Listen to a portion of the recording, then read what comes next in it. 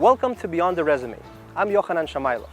In this show, we go deeper than job titles and polished CVs to explore the real stories, decisions, and values behind the people who build companies, shape teams, and drive cultures. Today, finding and keeping the right talent isn't just an HR challenge, it's a business challenge. And here in Lithuania, we have an incredible opportunity, great talent, a growing economy, and the chance to attract more people from abroad and from here who want to be part of something meaningful. This series is about asking the right questions. What does it really take to build a great team? What matters beyond experience and credentials? And how can Lithuania grow into a destination for world-class talent? My guest today is someone I know well and have worked with closely, Stein Ove. He's led international teams, scaled businesses across cultures, and understand what makes people, not just resumes, stand out. Let's get into it. So, Stein Ove, my first question for you. So you came to Lithuania in 2014, set up SuperOffice here. What was it like? I mean, what were your first impressions of the landscape here in terms of business? Well, we had the first visit here in 2013 to evaluate where we would put the customer service office. Yep. And to be honest, I didn't know anything about the Baltics at the time.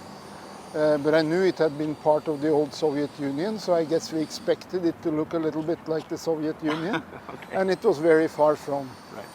And we were looking, we had defined success criteria for our project to be that we found a place where our main languages, Scandinavian, German and Dutch, were spoken.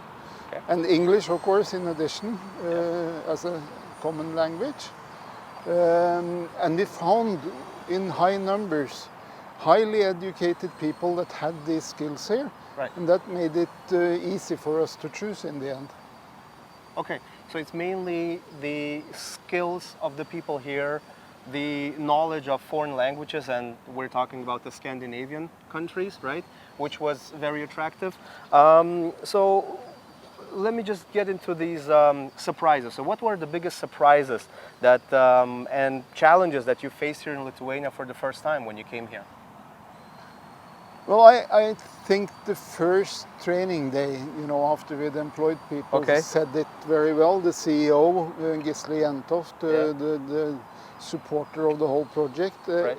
He came and held this historic overview of SuperOffice speech, which was also filled with what ambitions we had for the office. Right. And this lasted about an hour and a half, and we sat in a very, very small room in the Pirkliuklubbas. Yeah, and then we ended up finishing that session, and I asked everyone to go out because the air was very damp and for that small space. And then Gisli said to me, Stein, have we chosen correctly? Not a single comment, not a single question, right. Not a single emotion. And I think that was something we recognized that that's the way it is. Right. We will have to change it by, creating our own culture. And today it's very open and communicative, and people have opinions and questions and so forth. Right, right. Okay. So how would you describe the Lithuanian workforce from a leadership and teamwork perspective? So what stands out the most? Yeah, that's a very difficult question because obviously leadership is needed in so many different ways. And I think we developed a huge horizontal line of support rather than a vertical one, because we weren't that many people anyway. Right. So to have many hierarchical leaders didn't make sense. Mm-hmm. But we have a few very good people to look after the employees and make sure that they thrive. Okay. And then we have the leadership in the team, on profession. Yes. So, we have product responsible, we have queue responsibles, and so forth. And that makes people feel responsible for the outcome. and that has been hugely successful. Okay. So what you're saying is that even though there is no such big hierarchy, to give additional responsibilities, even though for a very small amount of, let's say, tasks or works that needs to be done, is actually motivating people to be more, I guess, happier at work or more productive. Yeah, I think the happiness comes from having a challenge and then feeling that you can master it and are allowed to learn, and you're being supervised and Yes. mentored such that you become successful. That's motivating. And then people want to go on and they want to learn more and so forth. Right. And it isn't always the same thing that they need to be good at. Okay. Just recently, during the 35-year anniversary of SuperOffice, Yeah. one of the employees that has been with us for all 11 years, Yes. she doesn't know the most about the product. Right. Never has, not in the beginning, not now. But she so stands out when it comes to the ambition of looking after Right. the customer. She will never go and have a coffee until she has checked if there is a new message from a customer. Right. That Dedication, attitude yeah. and dedication and responsibility that she's feeling is unique, and she is a leader in that. Right. Right. Right. Yeah, that's a very good perspective on what makes good leaders stands out. So coming back again to Lithuania, so I mean, every country has its quirks. What's something about the Lithuanian workplace culture that foreign companies might not expect? I have one. The answer can be early lunch, but that's already very cliche. So something else, please. Yeah. No, I think two things. One is that I found out that in the business environment here, you sign so many documents. So I had to shorten my signature because I signed papers forever, I felt. And that's not the most productive thing you can do. I also found that greeting people in the morning was a very special thing. Okay. I like to say hello to the people in the Right, office right. when I come to work. Sure. And that could be a hello probably in Norway like that and nothing more. But it was very common that you did a handshake. But only to the guys, not to the girls. So I had to adjust, and I made it a habit that I walked around the office and did shake the hands and say hello to everyone, including the girls. Right. You know, because I don't think it's a You have not divided natural them. division for Yeah. me to do that. Right. So a little bit me in it, definitely a bit of Lithuanian in it. The younger people coming into the company now probably doesn't practice this very much. They are more on the hello. Right. Yeah. Right. So it's right. changing, but it was a stark contrast to how I've felt when I entered other companies, you know. Stein Ove, let's get a bit more into the into today's show because it's called Beyond the Resume. Now, you've hired people across many countries. How do you personally spot potential in someone beyond what is actually written on his CV, on her CV? This is a very good question, you know, because it's more important than you think. I had 8 years in the UK before I came to Lithuania. Right. And they were awful. You know, they learned how to write a CV, and everyone wrote exactly the same thing.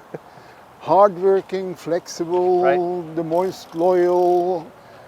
And then if I answer or raised the question back and said, "Can you give me an example on when you feel you have been hardworking?"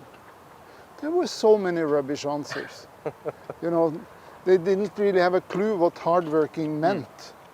And I think that's one of the things you want to feel sure about, is that it's not only a certificate that you got, but it's an ability to do something Right. and a desire to do something. Okay. And that is one of the most difficult things. I know you have been subject to it, because I like to take people down to the coffee corner Yeah. at the office building. I've been there many times. Yeah, I think you remember that. Yes. And I think you will also agree when I say that opens up the discussion. For sure. Yes, definitely. You know, it's a more friendly environment. Yep. It's not a checklist of things Yep. that you talk through, Yep. but it's more an open conversation Right. where you can feel what the person has in store. Yep. And believe me, I have had times where I talked to people that didn't open the door for me when it was natural for them to Right. to do, Okay. and they didn't get hired. Wow. Because if you are going to be in a service team trying to make the customers feel good, you should always be helpful. Yeah, naturally. Yeah. Yes. So I created a habit also with the people we hired, that Yes. when we went to the coffee room, we always brought the cups and the plates back Yeah.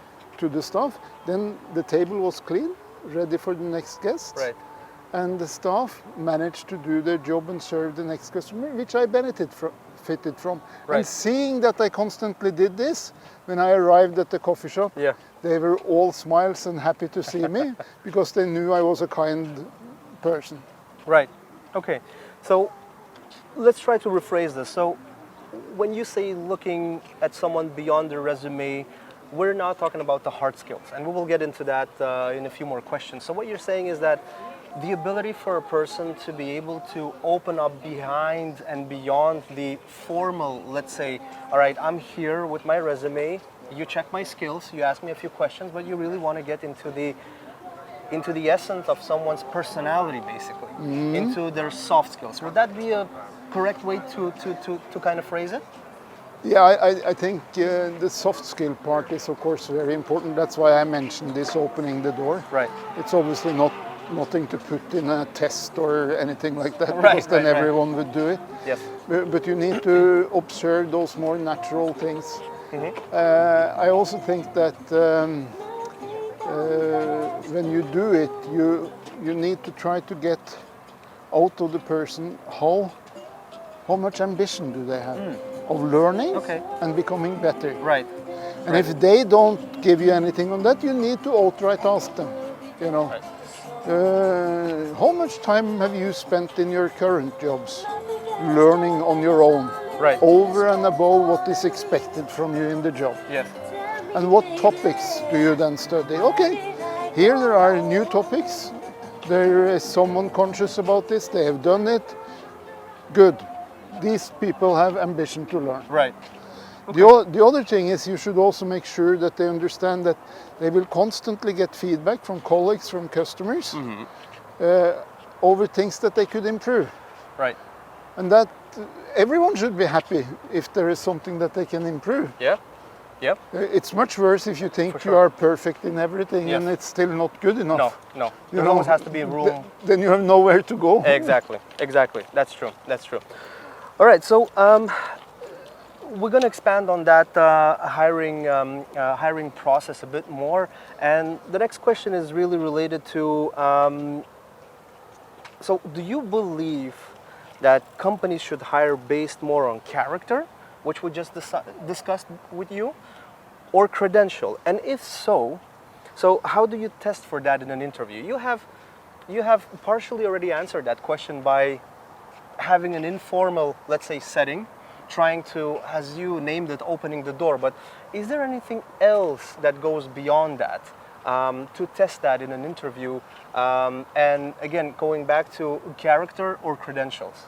Yeah, I think normally I mention 3 skill sets and 2 attitudes. Yes. In what a person need to have to be hired. And it's IT, it is language, and it's customer service mindedness. Okay, IT, language, customer service. Yeah, Okay. and then it is the 2 that I mentioned just recently, Yep. that you have an ambition to learn and to improve yourself. Right. Now, if everyone I hired was perfect in all these areas, it wouldn't be long before they probably had left for another job, because that sort of Superman is very rare. Right.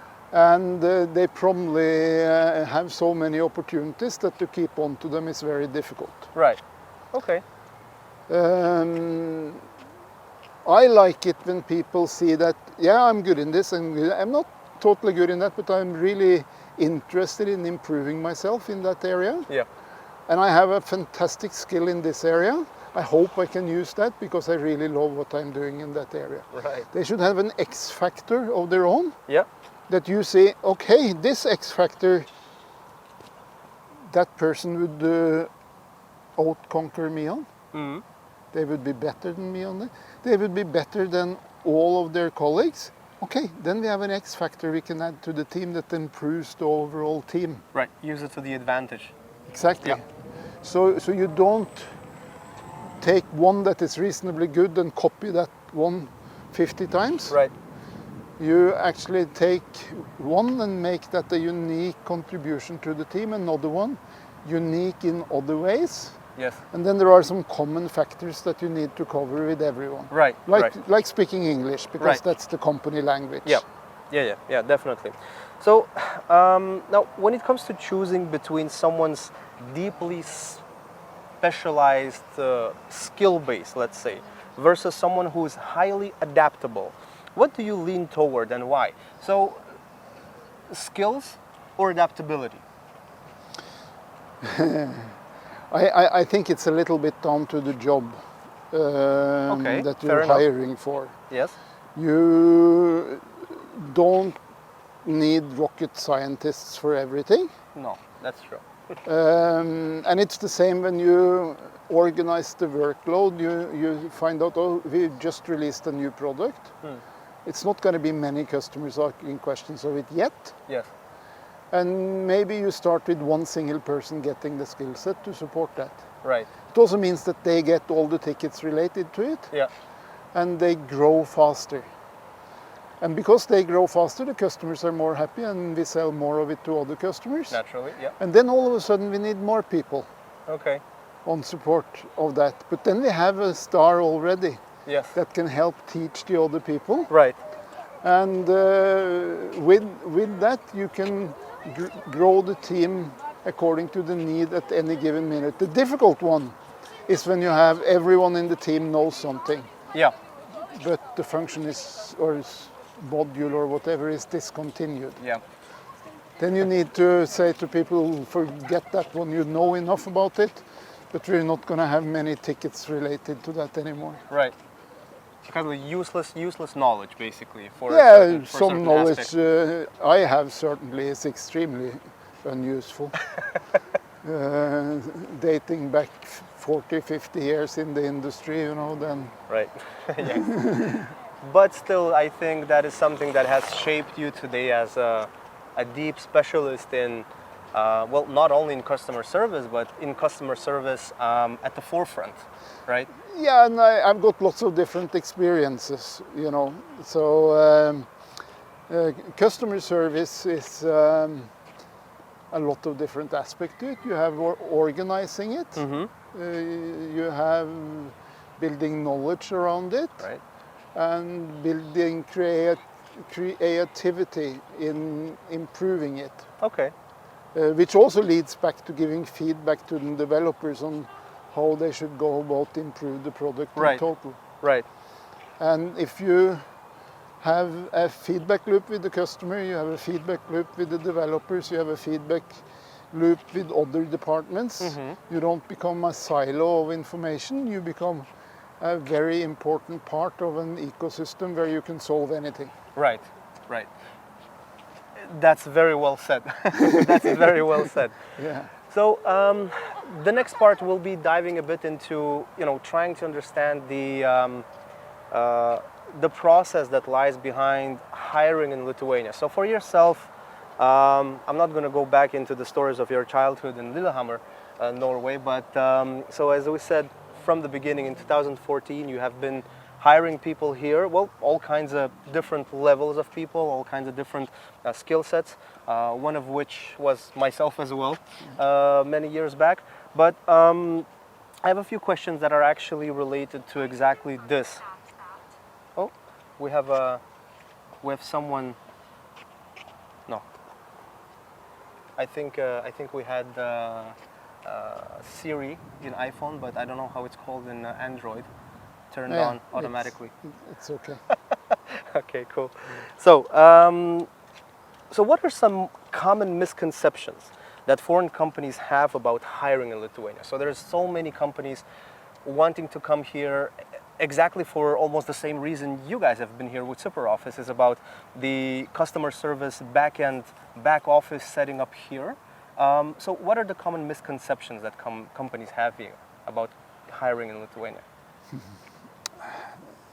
Well, if you look in the really big picture, Yeah.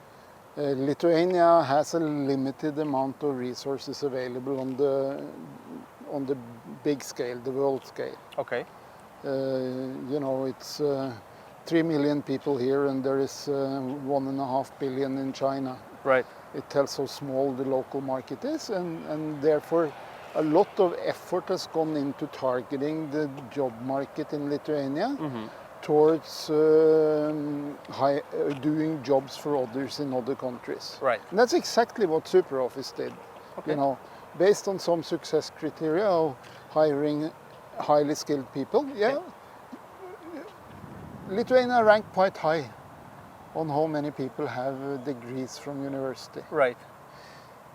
They definitely rank quite high when it comes to knowing Scandinavian languages.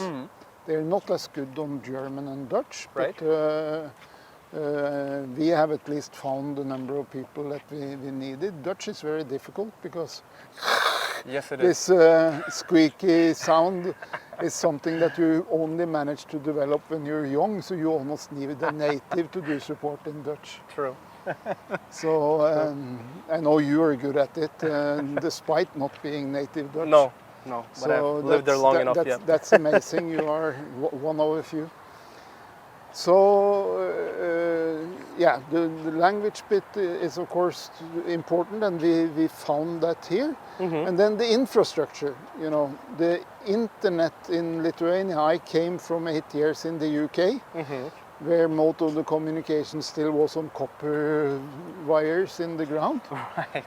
So you can imagine the difference that made on the throughput in the internet. Yep. You had days where you couldn't get things done. Yeah. So that infrastructure in Lithuania is very good. Right. Nothing different from the rest of the Baltics, but different than in the UK at the Right. time. UK is stepping up on that, of course. Right. So, oh, sorry. Go Yeah, ahead. and then I think also we need to remember that the Vikings made sure that the Baltics and the Nordics, to some extent the UK, became one area. Because they conquered these areas, they settled in these areas. Right. And in Scotland you don't go to church, you go to kirk, Oh yeah. which is very close to kirke in Norwegian. Okay. Or in Scandinavian. So yeah, the cultural foundation is very common between Lithuania and Norway, for instance. Right. Which helps, you know, because we're not totally strangers to each other except for the handshake, you know. Okay. Okay. So, just to get back on this part where you said you were choosing from criteria when deciding on where to set up shop, basically, for your customer service center. Can you share with us maybe what the other countries were on that same list? Yeah, I think we wanted it in Europe. Okay. That was one criteria. We didn't want it in Australia, we didn't want it in Sri Lanka, although we had a small office in Sri Lanka. Yep. And still have. But I think we need to realize that cultural differences can be an obstacle in getting teams to work efficiently together. And to use Sri Lanka as an example, you know, they have holidays every month when there is a full moon. Right. So we don't have that. No, not yet. No, probably something we should vote for, but so that's an example of some of the things that you look for when you want to set up an office. And the last one that we used at the bottom right corner was time and hard work. Doesn't matter where you do things. True. If you don't understand that it costs you an effort to get there, and that you constantly need to improve. Right. And I think you will never have people filling a position perfectly right away. Mm-hmm. You will never have an organization filling its purpose right away. Right. You have a starting point, and the starting point must be good enough to scrape through, or a little bit more. Mm. But instantly you must start improving. Right. Right.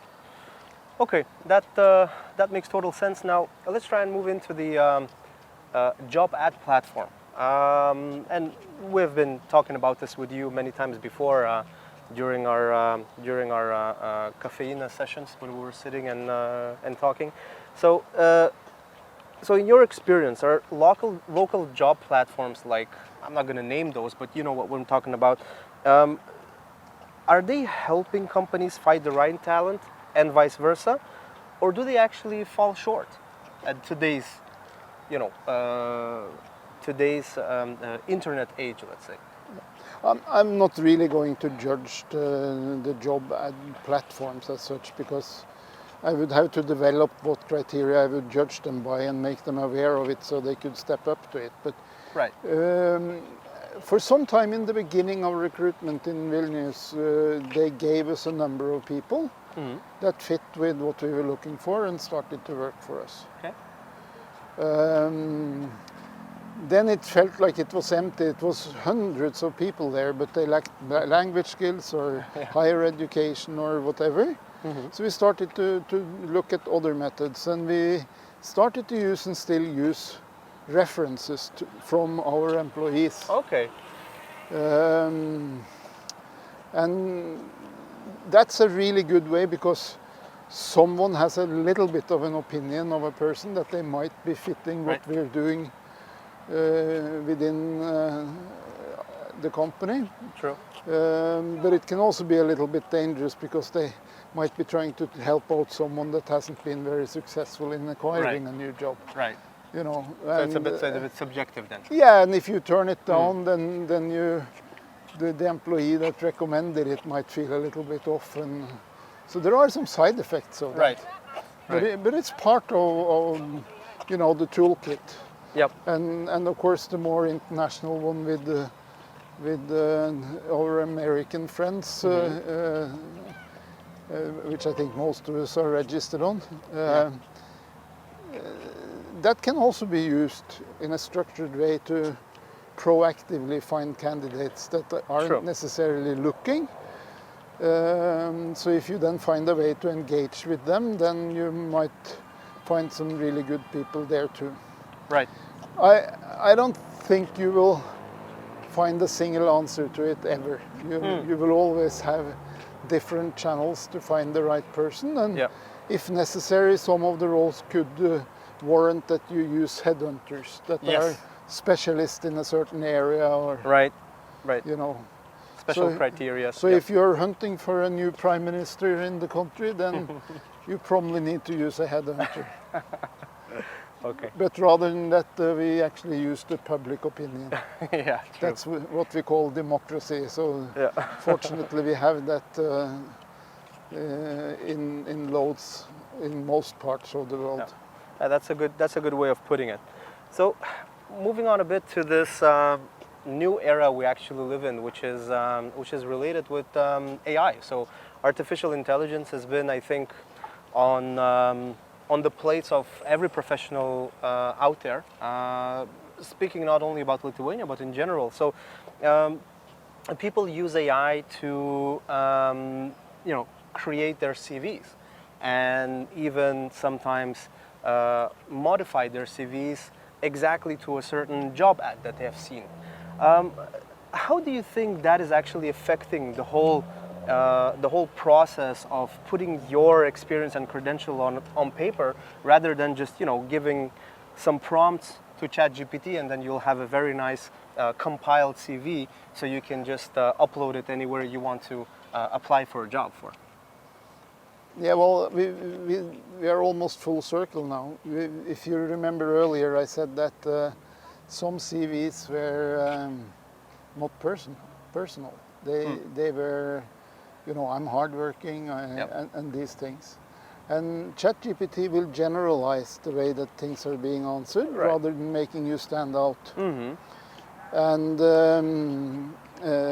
I would definitely, with people that have used ChatGPT, give some blank piece of paper or a keyboard, as we do these days, and have them write and explain something to you. You know, and that could be something about, why they have a desire for the job or whatever. And if you do that, you get that person, you know, what they have of capabilities that they don't need to use ChatGPT for. Right. So I would definitely do that. I would also check that they understand artificial intelligence because it's very important for the future. Yeah. And at least they should be able to ask questions to ChatGPT so they could get answers to commonly asked questions that ChatGPT doesn't destroy, you know, because there is one answer to it. Where in the world do we find the most sophisticated help desk? As per some ranking.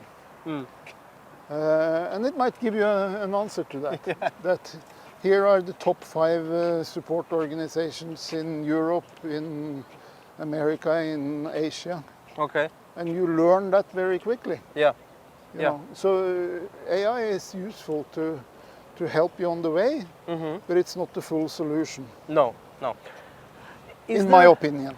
Yeah, but is there a way though for, let's say, recruiting agencies, HR staff working in companies to really see the difference if a resume is written by ChatGPT or a resume is written by the person himself, spending hours and hours trying to formulate his experience, his skill set, and making sure that the most important bits and parts of his experience are actually on that resume? Yeah, I think you have the perfect solution to that. You use AI to find out if it's written by AI. Good one. Yeah. Good one. That's actually my next question. Yeah. Because I know and I've heard that most companies now, well, bigger corporations, use screening tools, AI screening tools when CVs are actually coming in for certain job ads. Do you see this as something that people are getting a bit lazier or want to kind of, you know, improve their work efficiencies? Or is it something that is a natural development, because if CVs are written by AI, then they should be screened by AI as well? Yeah. I think it's a natural development, and I think it's actually a good thing you have it. Okay. Because when we put together our CV, we might put a school that we've never gone to. Right. And AI is perfect to travel through all the different databases and find out has he really attended this university or not. Fact checking. And yeah, that's fact checking. Yeah. And that's just about being as efficient as possible. And if that can be fully automated, I think everyone will be happy about that. All right, so that's a positive thing then. That's a positive thing. Good. Stein Ove, now let's dig into the attractiveness of Lithuania for businesses. I have a question for you as someone that has experienced this already for many years, and after 11 years almost, you're still here. So. If a company from Berlin or Stockholm asked you, why should we open an office in Lithuania? What would be your honest answer to them? I'm not sure why you chose Berlin, but because actually German-speaking people is about the most difficult I have recruited for. I even went up to someone with a German flag on their clothes and said, do you want to work for us in Lithuania? Hands-on recruiting? It didn't work. Okay.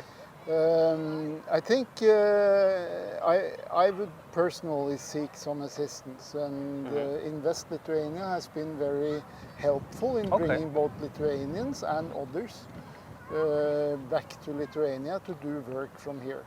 Okay. So that's a useful part. They also have some brochures which will say why you should move and what you get access to. And people change jobs. So if you come and establish an office for 50 people, and there are 1,000 in that segment that competes over the same resources. Of course, it's nice if the pie gets bigger. Yeah. But the pie is big enough that you'll get your share of it. Right. I can promise you that. Okay. And eventually the pie will grow because people see that there are opportunities there and they like that. I also think that it's necessary when you recruit for people to come back that you look at their situation where they are. And Spanish, for instance, in Spain, it's hard to find a job. Right. You know, but there are lots of skilled people. Yep. So why not make a targeted, recruitment in Spain for people to come here? Right. To some extent, it's been done, because of the situation further east from here. We've had lots of people from Russia and Belarus, and especially Ukraine, come here and establish an opportunity for themselves in the future. What happens when things calm down is a risk, because they might want to go back to their original country and you lose them. But for the time being, it's probably a source that you can fill positions with quite quickly, but among other things, there are a lot of good programmers. Right.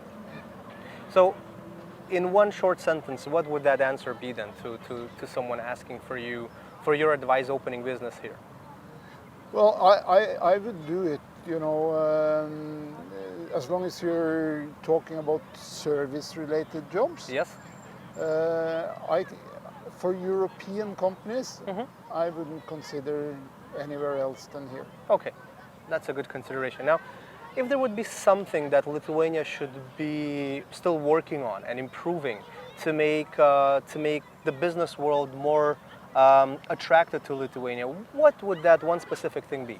You see these kinder wagons? Yes. They need more children. That's a very good answer. They need more people. Okay. So to you youngsters, you know what the job is ahead of you. Right, right. That's an amazing answer. I also think that Lithuania does not have to be afraid to grow in population because it produces very, very, very good professional people. Not only because this is a professional show, we're talking about the professionalism of people, but I agree with you 100%. Something to add from my side, I think that the ambitions and hunger that Lithuanians still have today compared to the rest of the Western world and the rest of Western Europe is still something that that is so fresh and so true, and it actually dates back to everything you said in the beginning. You know, this willingness to be exploring, to learn something, and to make something out of yourself. Yeah, and Lithuania goes for it. True. All right, Stein. Now to finalize our great walk and conversation, I have a few more questions left for you, which are a bit personal and a bit philosophical, let's call them. So Mark Zuckerberg said that only hire someone if you'd be happy working for them in an alternate universe. How close is that to your own hiring philosophy? I think it's very, very close. I think I touched on it earlier as well, that I want to hire people that is better than me. In my role in Lithuania, I was the only one knowing anything about the product we were going to support when I moved here. Right. So I said to myself, what I can do is to help people to learn more than I know. Then we will have a team that can excel and be good and do what is wanted of us. If one single person limits the scope of what the office can do, it's not good enough. Right. And I think that's also on the development side, you know, that you find people that you think you can develop. It doesn't have to be that they know everything about AI today.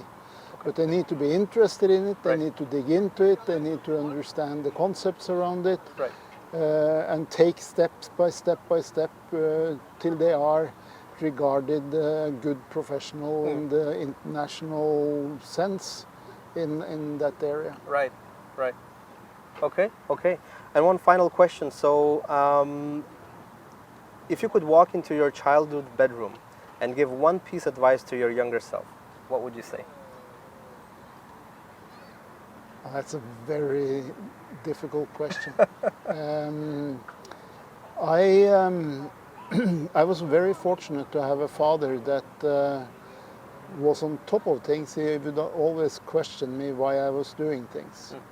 But when he understood that it was something I really wanted to do, even though he didn't like it, he let me do it. I remember it started, he was very keen on football. I liked running. And I heard him say to a friend at a football match, "So your son, doesn't he play football?" "No, but that might change." Actually, it didn't change. He changed. He actually became a board member on the Norwegian Athletic Association. Okay. So to that extent did he engage in what I wanted to do. Wow, amazing. And if anything, I would like to be more of a mentor than what I have been. But maybe not too much with my own children, because they shouldn't be me. Okay, great.